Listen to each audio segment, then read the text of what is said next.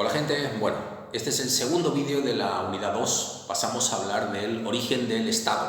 Hay dos grandes hipótesis sobre el origen del Estado, pero yo en vuestro libro de apuntes solo describí una, aún así os voy a mencionar la segunda, ¿verdad? Durante la Revolución Francesa, Jean-Jacques Rousseau defendía que el origen del Estado tenía que ver con el hecho de que el individuo o el conjunto de individuos renunciaban a parte de sus libertades a cambio de ver cubiertas sus necesidades, por ejemplo, seguridad, comida, empleo, pareja, etcétera, etcétera. Y el fin último del Estado era ni más ni menos que la felicidad del individuo, ¿de acuerdo? Esa es una de las teorías. La teoría que sí tenéis descrita en vuestros apuntes es la que defiende Julian Stewart. Este antropólogo dice algo completamente opuesto a lo que nos está diciendo Rousseau, o decía Rousseau.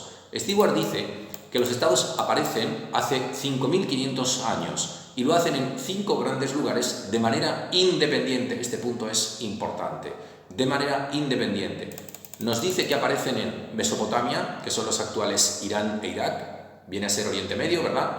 Egipto, que está en África, el Valle del Indo y Pakistán, lo que es la actual India, y la zona colindante de China, la zona de Mesoamérica, que engloba México, Guatemala y Belice. Sí, meso significa en medio, por eso es Mesoamérica, es el medio geográfico de América. Y el último es la zona de los Andes centrales, que engloba los actuales Perú y Bolivia. Bien, los primeros estados que aparecerán son estados arcaicos no industriales y todos ellos aparecen siguiendo unos mismos factores. Sorprendentemente, en esas 5 grandes zonas tenemos zonas que son áridas, en las cuales se van a desarrollar grandes técnicas hidráulicas, canalización de aguas, porque hay grandes ríos. ¿Cómo puede ser una zona árida si tiene un gran río? Porque en realidad el gran río solamente alimenta una parte de la zona, el resto es completamente árido. Imagínate un desierto tipo Egipto, con el Nilo que pasa por el medio, donde llegue el Nilo y su área de influencia, ahí tienes vegetación. 20 o 25 metros más lejos, todo es un perfecto desierto, ¿sí? ¿Qué es lo que nos está diciendo Stewart? Nos dice que el proceso fue más o menos así. Tienes la zona del Gran Río. Los seres humanos son forrajeadores hace 5.500 años, ¿sí? Son forrajeadores, es decir, se dedican a la caza, pesca y recolección.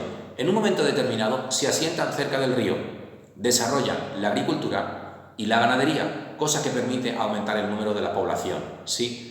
A medida que ellos son más cerca del río, necesitan canalizar las aguas del río para poder plantar en más zonas, ya han descubierto la agricultura, como habíamos dicho, sí, y para poder llevar ese agua mucho más lejos. ¿Qué es lo que sucede? Que es todo un proceso. Cuantos más canales necesitas, más artesanos vas a necesitar, más gente que deje de dedicarse a la agricultura o a la ganadería para dedicarse a los canales, por tanto aparecen los artesanos.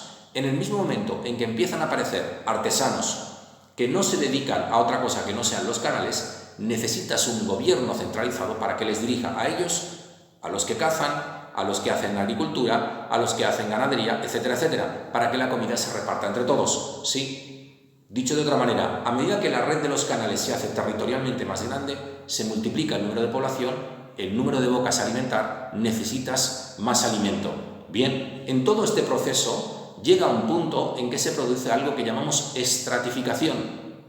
Todos aquellos que son hábiles dirigiendo y juntando riquezas van a pasar a dirigir a la sociedad. Estos van a ser los ricos que se van a convertir en políticos, ¿sí? Todos aquellos que no son hábiles ni en dirigir ni en acumular riquezas van a pasar a ser los más pobres, ¿sí? Y en el medio tú tienes toda una cantidad de diferentes capas de población, desde más pobres hasta más ricos. A ese proceso le llamamos estratificación.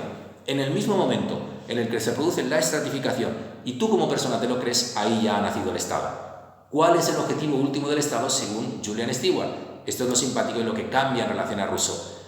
Su objetivo último es mantener las cosas tal y como están, no tu felicidad, ¿sí? En un segundo momento se producirá el nacimiento de los estados modernos industriales. Eso se produce cuando la máquina de vapor aparece, se inventa y es sumada a la maquinaria. En ese mismo momento, y cuando esto se va extendiendo por diferentes países, primero europeos y luego del resto del planeta, ya nacen los estados modernos industriales, pero eso es otra historia.